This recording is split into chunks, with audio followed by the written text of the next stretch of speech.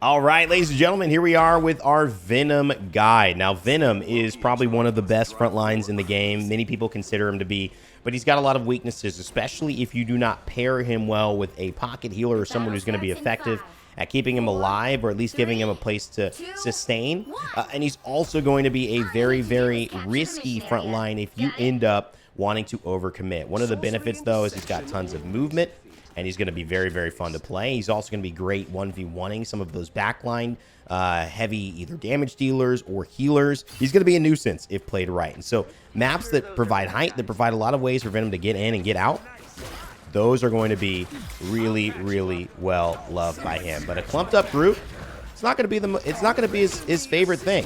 One of the things that Venom is going to bring to the table are slows, are heals, and obviously decent DPS. If we just get our first kill there, and that could be the snowball, as we like to try to now get onto some of these backlines. Thor's been focusing us the entire time. We've been so nicely healed. That's really going to help us out in staying alive here. So great job to my healers. You got to understand that this is not something that you could do easily without damage dealers and healers also doing their job. But if they are doing their job, well, that means Venom can have a lot of fun. Black Panther throwing in some of those right clicks, those spears. And let's talk to you a little bit about Venom's abilities. One of the things that Venom does really well is Venom controls space and slows. We're going to get that kill off of our right click, which is essentially, as you can see here, if you want to pause the screen and read the abilities, known as our cellular corrosion. It slows enemies nearby slowly, and if you keep them within the space, so essentially, if you find a way to, keep them in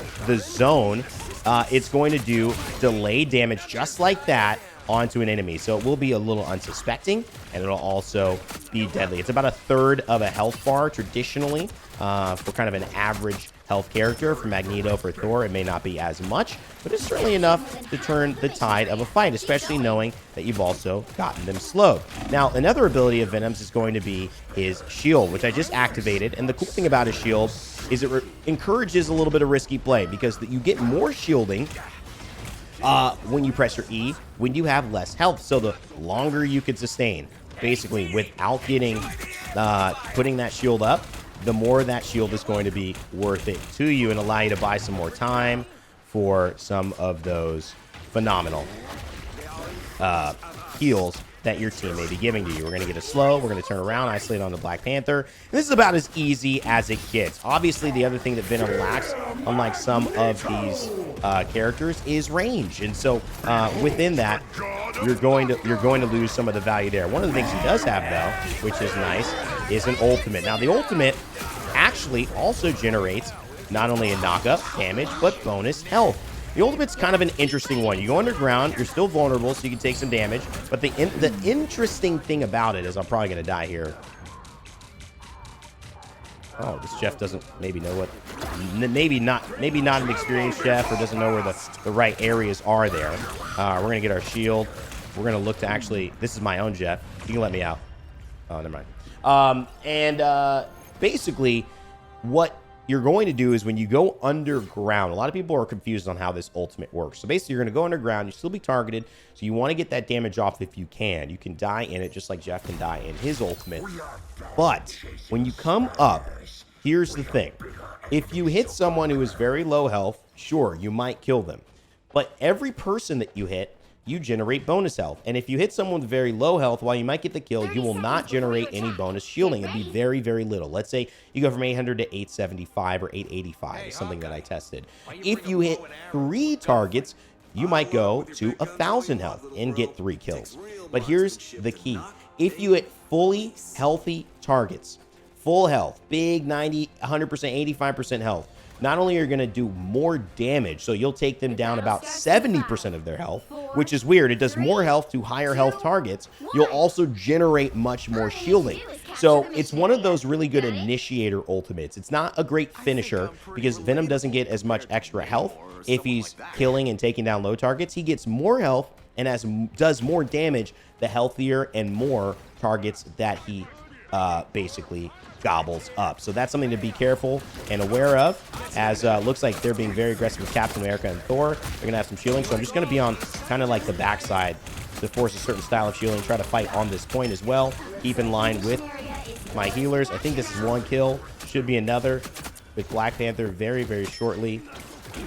Venom's basics can also headshot, which is great, and that definitely increases your damage. So as I'm saying, Feast of the Abyss, it deals damage based on enemies' current health and generates equivalent bonus health. What that means is it does more damage if they have more health. That's what that means. You'd be surprised at, you know, somebody who has like 40% health, you may not even kill him with the ultimate because it will do that much less damage. So kind of an interesting style, but something very, very important to know. The other thing is obviously a swing and the combo that you use, which is to press F, which is going to land and then launch up an enemy. This is super important for Venom to maintain control. And while he's not maybe a point character, he can be. And he can also play this kind of aggressive role. Now, you always want to have access to the point if you can. You don't want to completely abandon it because you do need healers. And that guy just jumped off the map. But let's see what's going on with Jeff, because every time he's shooting me, he is not healing his teammates. And I also don't want to take that route because I don't want to make sure the front lines on their team have as good access to this hallway where my teammates were. Now, we know Thor's probably going to land and do a little bit. He's got a ton of health right here. Maybe he'll get healed up, and I can show you guys a little bit of the impact of what an ult will look like if someone does have quite a bit of health like Thor. So let me just show you here. So that does quite a bit of damage to Thor. And look at the bonus health that I generated as a result of that. Iron Man doing a lot of damage here. I do want to focus him if I can. And he is getting super healed. So this is not a game that's just a guaranteed W right here. And, you know, they've done a good job of kind of retaking. And that's the benefit of this movement. We can kind of get out of here, grab a health pack, reset with our group.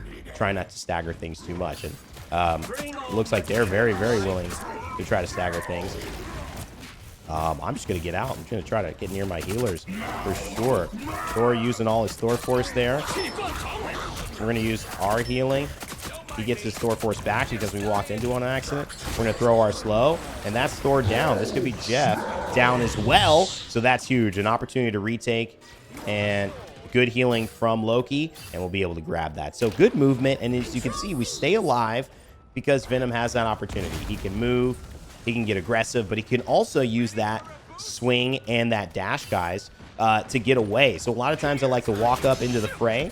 You know, we get a little aggressive, we take a risk, maybe we can get Rocket, we can. And then, you know, if things don't work out, boom. You can go ahead, jump, and swing all the way back out. You don't just have to use it to be aggressive, and that's one of the things that Venom brings to the table. Being a battler, a 1v1er, an in-the-fray kind of tank, and a very aggressive and fun symbiote here. Venom brings the pain. So make sure you guys check him out if you are interested in this game. This is one of the reasons why, again, Venom is one of the more fun characters to play, but also one of the more effective front lines. Maybe the best front line if played to potential. You guys let me know if you agree with that in the comment section down below. Leave a like on the video if you enjoyed it.